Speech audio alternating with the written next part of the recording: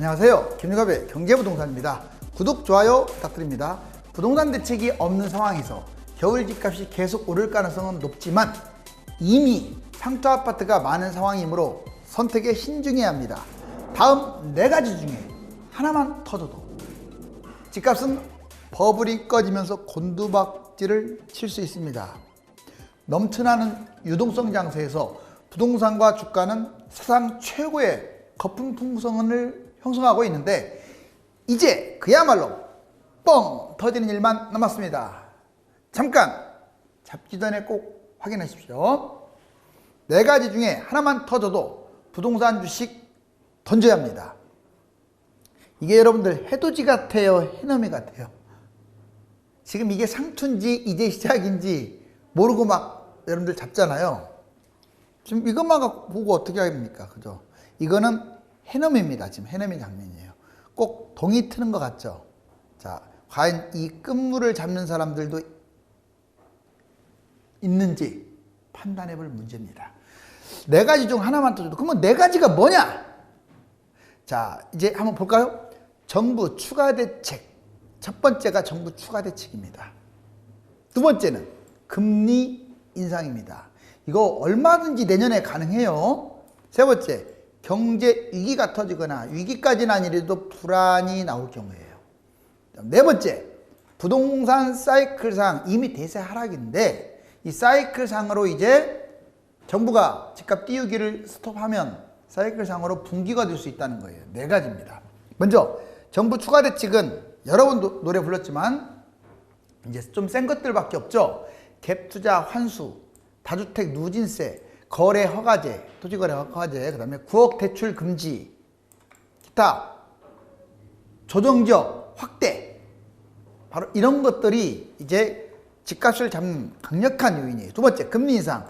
아마 질병이 좀 완화되거나 예방접종이 다 진행되거나 그 다음에 경기가 바닥을 탈출해서 회복이 되거나 그리고 불확실성이 감소된다면 이 금리 인상 바로 할 거예요. 그러면 이것은 집값만이 아니라 주가도 폭락할 수 있는 요인이 됩니다. 그 다음에 경제 위기 불안. 왜 주가가 폭락하냐고요? 선반영되기 때문에 그래요. 항상 이제 경제 위기 또는 불안 이 요인도 아주 커요. 지금 특히 중국을 위시해서 유럽도 그렇고요. 미국도 그렇습니다. 안전한 나라가 없어요. 그렇게 따지면 우리나라도 안전하진 않아요. 주가, 집값 거품이 지금 모든 나라가 최대예요. 최대. 특히 우리나라가 아주 심각합니다. 주요국의 디폴트 지금 나라만이 아니라 회사, 은행 계속 디폴트 터지고 있죠. 가계, 금융부실 심각합니다. 특히 우리나라의 경우는 말할 것도 없습니다. 이번에는 부동산 사이클상 이제 하락장으로 접어들 때가 됐고요. 보궐선거, 이 정치적인 보궐선거, 그 다음에 대선 이런 결과들이 집값 하락 방향을 이끌 가능성이 커요. 특히 여당이 참패하게 되면 가능성은 더 커진다고 볼 수 있어요. 거래량 급감. 지금 거래량이 줄면서 집값이 뛰는 것은 이제 상승장 초기에는 좋은 현상이지만 지금은 좋은 현상은 아니에요.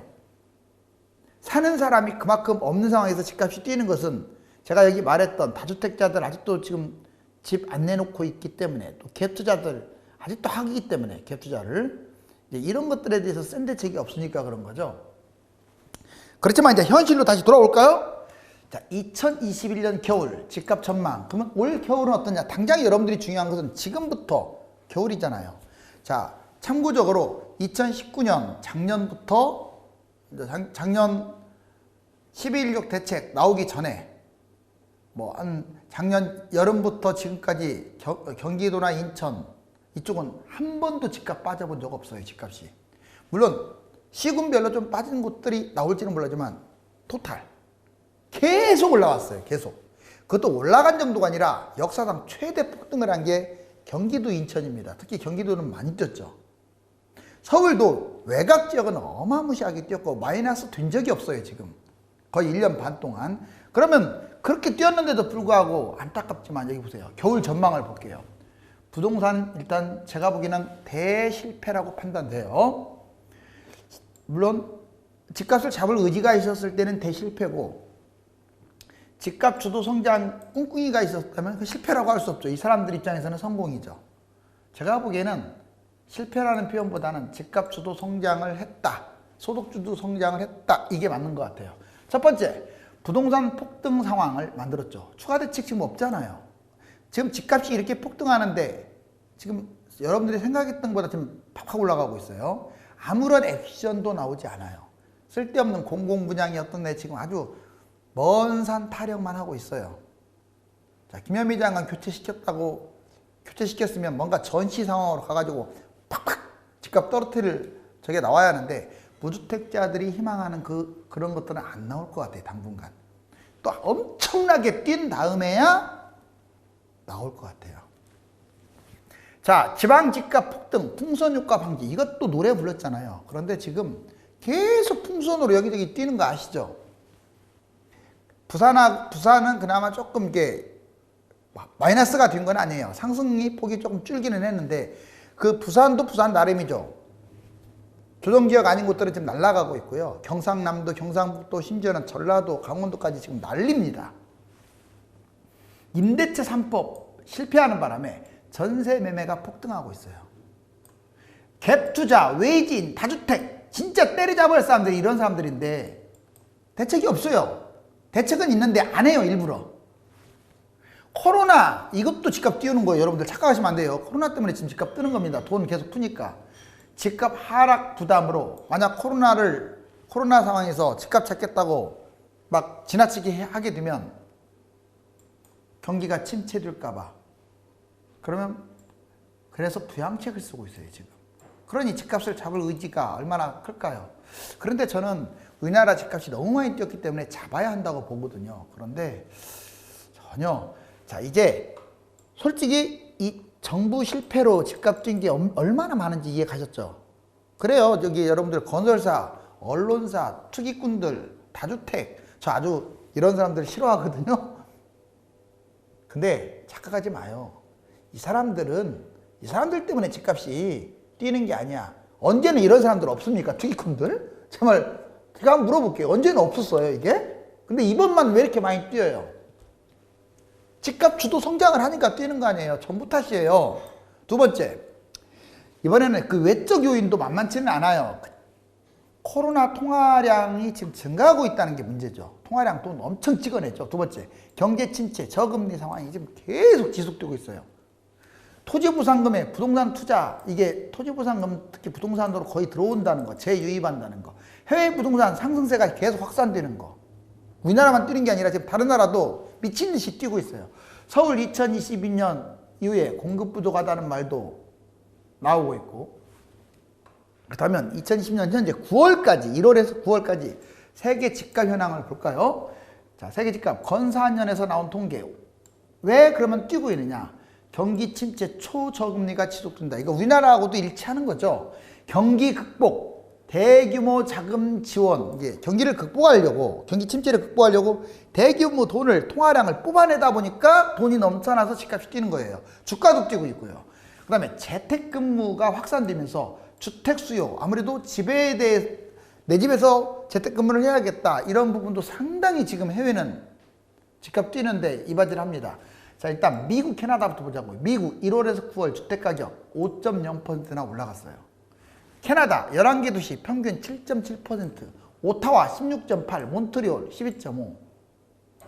유럽, 영국, 유럽 주요 국가 평균 3에서 6.3% 지금 폭등하고 있어요. 세상에 코로나 때문에 왜 이렇게 집값이 뛸까?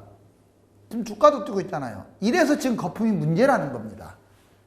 경기는 안 좋은데 뛰지 말아야 할 것들만 뛰고 있기 때문에 거품이 엄청난 거죠. 영국 5.4%, 런던 4.7%, 런던 안쪽 도심은 3.9% 이렇게 올라가고 있어요. 이번에 독일, 프랑스 볼까요? 독일 집값 1월에서 9월, 다 1월에서 9월 기준입니다. 6.3% 상승 올해 돌아가지고, 그런데 10월달까지 봤더니 7.4%. 이제 다른 나라도 그래요. 9, 10, 11로 갈수록 날아가고 있어요, 집값이. 그러니까 우리나라도 지금 따라갈 가능성이 좀 높아요. 프랑스 집값 2분기까지 3% 지금 올라가고 있습니다. 단 지금 그동안에 집값 폭등했던 중국은 모든 도시가 해당되는 건 아니지만 지금 정부가 강력한 대책을 내세우면서 집값이 10%, 20%까지 추락한 도시들이 생겨나고 있어요. 중국은. 자, 이제 추가 대치가 없었던 것이 집값 폭등의 원인. 이거 정답입니다.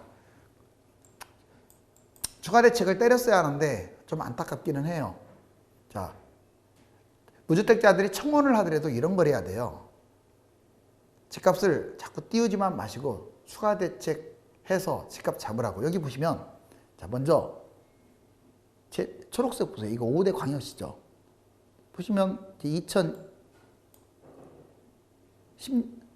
자, 쭉 보면은 1월달부터 2월달 2020년 쭉 있죠. 달 보면은 계속 밑에서는 여기 별로 안 올라가다가 이제 날아가고 있죠. 1위로 지금 뛰고 있어요. 지방이 이렇게 뛰고 있어요. 5대 광역시가. 5대 광역시가 이렇게 뛰고 있으니 수도권, 이제 서울하고 경기도가 다 포함된 거예요. 이렇게 많이 먼저 뛰었었죠. 그러다가 떨어지는 듯 하다가 또 올라가고 있어요. 올라가고 있잖아요. 이렇게. 얘가 뛰는데 얘가 왜 떨어집니까? 뭐 올 겨울에 무조건 떨어질 것으로 보였는데 왜 다시 뛰는 줄 알아서 이 지방 때문에 뛰는 거예요. 그전에는 지방이 이렇게 안 뛰었어요. 그러니까 일단 마이너스까지 가보고 보잖아요. 근데 안타깝게도 지방 그 풍선 효과 그 빨리 잡으라고 했는데 오히려 풍선을 유발하는 바람에 서울이 또 뛰는 거예요. 뛸 거 뻔히 알면서 이 짓을 한 거지. 자, 그런데 재밌는 현상이 있어요. 이거 기타 지방은 뭐냐면 중소도시는 별로 안 뛰었어요. 그럼 앞으로 내년에 지금 계속 겨울에 뛴다. 그럼 중소도시 뜁니다. 별로 안 올라간 것들 중소도시 뛰어요. 항상 자, 재건축, 신축, 그 다음에 구축, 그 순으로 뛴다는 거 잊지 마세요. 부동산 2021년, 23년 제가 이제 이거 예전에 보여드렸던 자료인데 이제 올라갔다가 떨어질 때도 이렇게 많이 떨어지잖아요. 91년부터 무려 대략 뭐 98년 IMF 때까지 거의 이렇게 하락을 했다고 보시네요. 집값이. 그러다 계속 올라가다가 또 2기는 2010년부터 13년까지 이렇게 하락을 했죠. 이 3기인데 이 원친 게 2020년이에요. 자, 여기까지 이렇게 보면 많이 올랐네요. 여러분들 일부 전문가들이 2023년까지 올라간다. 그때나 떨어진다. 아마 이제 이 얘기가 점점 많아지고 있다는 걸 아실 거예요. 그거는 이제 이번에 코로나 사태 그리고 여러 가지 조건 때문에 그래요. 여기에 10년 사이클, 이거 10년 사이클 이렇게 간다. 이 뜻이죠. 2023년까지 가려면 몇 가지 뛰는 거죠. 그러니까 이 가능성이 제로는 아니에요. 특히 지금 정부가 현재 상황을 고수하는 한 앞으로 3년간 더 뛸 수 있어요. 예전에는 정부가 집값 띄운다고 해서 무조건 올라가는 거 아닌데 지금은 워낙 불안하기 때문에 계속 올라갈 가능성이 커요. 집값 안 잡으면은. 물론 다행인 건 대통령 선거가 있어서 이제 대통령이 바뀌죠. 뭐 같은 당이 나오든 다른 당이 나오든 뭐 대통령이 바뀌는 것은 집값에 저는 긍정적으로 보여져요. 왜? 지금까지 집값 안 떨어뜨렸잖아요. 4년 동안. 그러면 그 사람은 못 믿는 거 아니에요? 그러면 이제 앞으로가 중요한 거 아닙니까? 자, 근데 여기 보시면 여기 2020년, 근데 2021년에 떨어질 수도 있고 2022년에 떨어질 수도 있고 2023년에도 떨어질 수 있어요. 저는 2021년에 떨어질 것으로 보여집니다. 단 집값 띄우기만 안 한다면 진짜예요.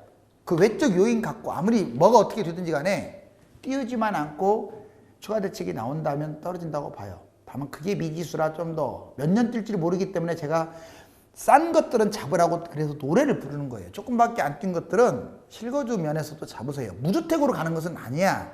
아셨죠? 이제 자가 점유율 지속적으로 증가. 여기 보면 고덕 아르테리온. 자, 80.1 아르테온. 그 다음에 목동에 센트럴 아이파크 위브 이거 보시면 90.2. 뭐 김포 캐슬앤 파밀리 시티 97.3. 무슨 말이냐. 특정 아파트는 이렇게 90%가 넘어요. 자기 지부에서 사는 비율, 자가 점유율이. 그런데 전체적으로 볼까요? 서울이 2010년에 41.2%였는데 2019년에 42.7%로 오히려 자가 점유율이 조금 올라갔네요. 그 까닭은 실거주 2년 그런 부담이 돼서 양도세를 채우려고 해서. 그 다음에 경기 2010년에 49.32, 2019년에는 53.5로 자가 비율이 확 올라갔어요. 인천 55가 60.2. 서울이 상대적으로 자가 비율이 좀 적었던 까닭은 서울 구매 부담으로 갭 투자가 늘어났기 때문에 그래요. 경기 인천은 상대적으로 돈이 별로 안 들다 보니까 실수요자들이 많이 들어가서 자가 점유율이 확 올라간 거죠. 자가 점유율이 높아지는 현상은요, 조정지역 2년 거주를 해야 하기 때문에 그래요. 그래야 비과세가 되니까. 또 한 가지는 이번에 집값 지금 난리 났잖아요. 그런 부분도 있고 또 있습니다. 다주택자들이 집을 너무 많이 가지고 있어요. 이 사람들 매물을 토해내게끔 하지 않는 한 집값이 쉽게 빠지지는 않을 것 같아요. 정부가 좀 왜 철퇴를 내리지 않는지를 모르겠습니다. 이건 기본으로 해야 할 거예요. 어떻게 보면은 나쁘게 말한다면 안 쓰겠습니다. 그런 말은 넘어갑니다. 지방 집값 폭등, 호가만 높고 매물이 급증하고 있어요. 지금 이건 뭐 예견된 상황이에요. 다행인 건 조금씩은 내려오고 있는데, 자, 부산 해운대구 조정지역 하니까 역시나 좀 내려왔잖아요. 그래도 0.3회로 아직도 올라가고 있어요. 자, 그래도 좀 내려온 추세. 그 다음에 나머지 한번 볼까요? 창원 성산구 아직도 높고 뭐 1.54대에서 놀고 있어요. 그리고 창원 의창구, 지금 창원이 불장입니다. 불장. 울산 남구, 울산도 뜨겁고요. 경상도는 지금 이미 불바다가 돼버렸어요. 불바다가. 부동산의 불바다. 규제전 팔자, 부산, 강서, 창원, 파주 매물 최대 98% 급증. 다행인 건 그나마 집값이 이렇게 폭등하는 와중에서도 호가만 높고 실거래는 잘 안 돼요. 어쩌다 하나씩 거래되는 게 실거래로 잡히는 거예요. 여기 보시면 400건이 800건으로 부산 강서구 98.1%나 매물이 늘어났고요. 창원시 성산구도 집값은 뛰고 있는데 1018건이 1084건으로 1800건으로 80.7건이 늘어났어요. 즉 무슨 말을 하려고 하느냐, 집값은 이렇게 뛰고 있지만 매물도 계속 증가하고 있다. 즉 본인들이 불안해하는 거예요. 여러분들 4억짜리가 8억으로 뛴 다음에 매물은 12억에 있는 게 지방이에요. 잊지 마세요. 진짜 봉될 가능성 커요. 봉될 가능성. 2020년 전국 부동산 급등 지역 1위가 어딘 줄 아세요? 2020년 성남시 중원구입니다. 여기 108.9% 2배 이상이 뛰었네요. 1년 만에. 그 다음에 세종시, 자, 63.5%로 2등. 도시권에서는 세종이 1등이죠. 엄청나게 뛰었네요.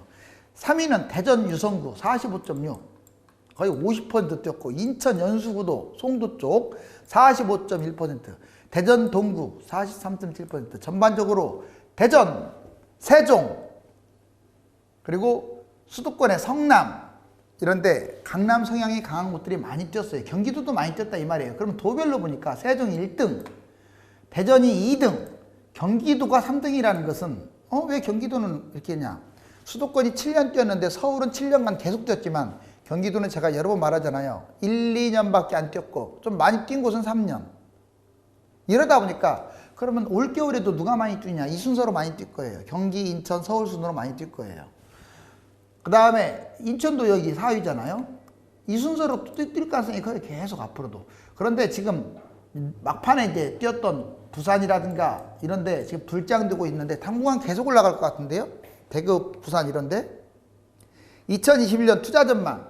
내년에 뭘 투자하겠느냐. 주식 돈 벌다 보니까 주식 부동산이 1, 2위를 차지하네요. 해외 주식까지 포함해서.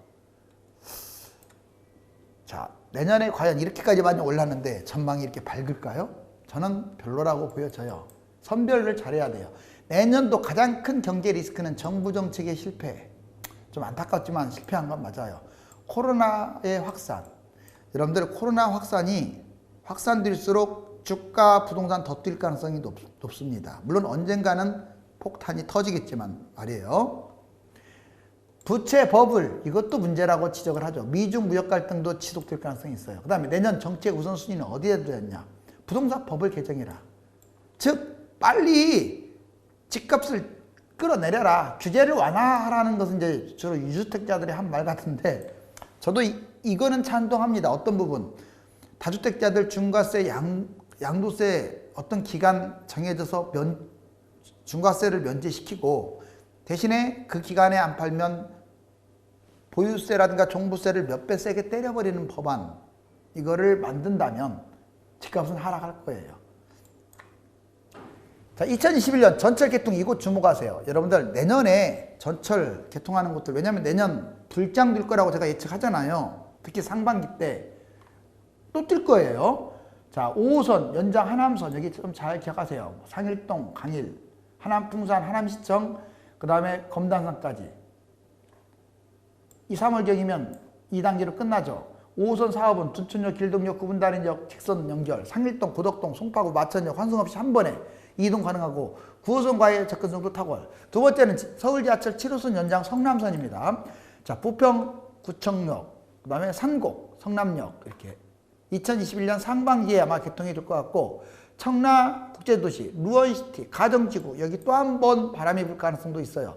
서울 지하철 7호선 향후 성남역에서 청라국제신도시까지 자, 10.7km를 연장합니다. 청라국제신도시 여기가 좀 이제 전망이 좀 생겼죠. 인천 서구, 북구 주민들의 서울 접근성이 크게 올라갔다. 대곡 소사 서해안선이 연결돼요.